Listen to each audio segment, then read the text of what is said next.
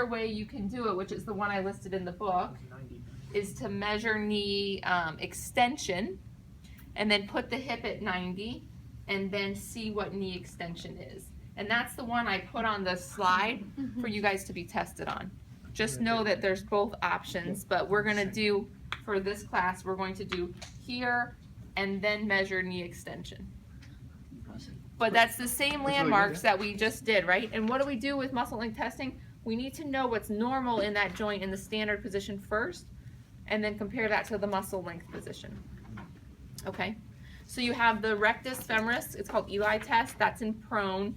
You have the hamstring test, which we're going to do with the distal hamstring test, so the 90-90 position. And then you have the Thomas, I'll demonstrate the Thomas test, actually, because that's a little bit different.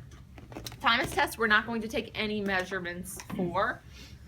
We're going to look for what's normal. So that's going to be an exception for the muscle length test. So for Eli and for the hamstring, you can take a measurement. For Thomas test, we're not going to. So come all the way off the edge for me.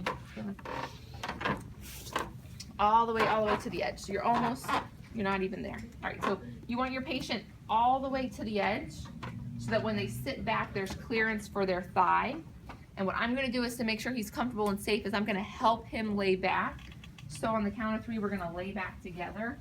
1, 2, 3. Good. Now from this position, can you go ahead and grab your right leg and hold it to your chest? I don't want him to hold it to his chest so far that he's really, really flexing his spine. I just want to make sure that his back is nice and flat.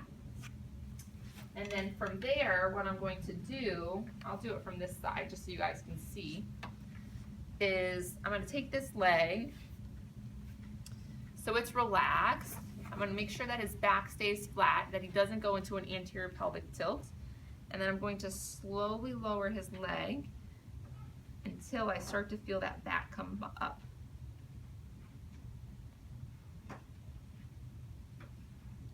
And right about there. So I can't see. Is his thigh flat? It's pretty close. Almost. It's pretty good. Okay, so his thigh is flat. We call that a normal test. If his thigh weren't flat, then we would say he has hip flexor tightness. Now the trick that we're not going to get into this class, I just want you to know that get comfortable doing this. There's lots of variations to this. There's lots of muscles that flex the hip. So when you get into, maybe it's E&I, maybe it's ortho, which class is it? I'm going to be in E&I a lot more this year. I've never been in that class, so I'm not 100% sure. Okay. Thomas test, I think, was addressed in ortho. Okay. So not to be tested on this class, just for your knowledge, so you can have extra information, and you'll get to it eventually, is and I'll just do a couple examples. So the rectus femoris is a hip flexor, right? So when we say Thomas test, we're really thinking about iliacus and psoas muscles, but there are other hip flexors. So what happens is when Taylor was going down, let's look at what happens to his knee. Is it extending at all?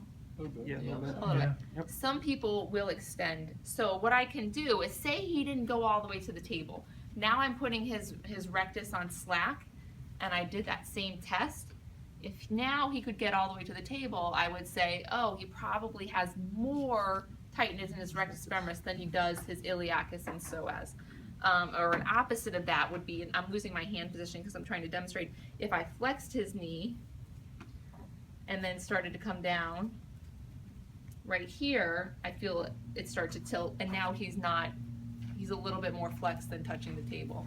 Another option is, we know the TFL is a hip flexor, it's also an abductor. So if we put the TFL on slack and we started to do our Thomas test and the patient could go further, we would then say, oh, the TFL might be tight.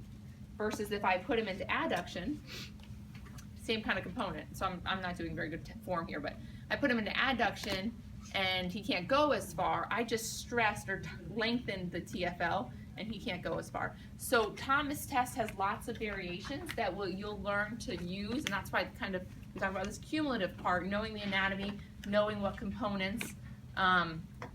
When you put the hip into a little bit more abduction or adduction, or you flex or let the knee extend, you'll get different amounts of thigh to the table. For this class, just to review, so you'll help them lay back, 2 hands under there.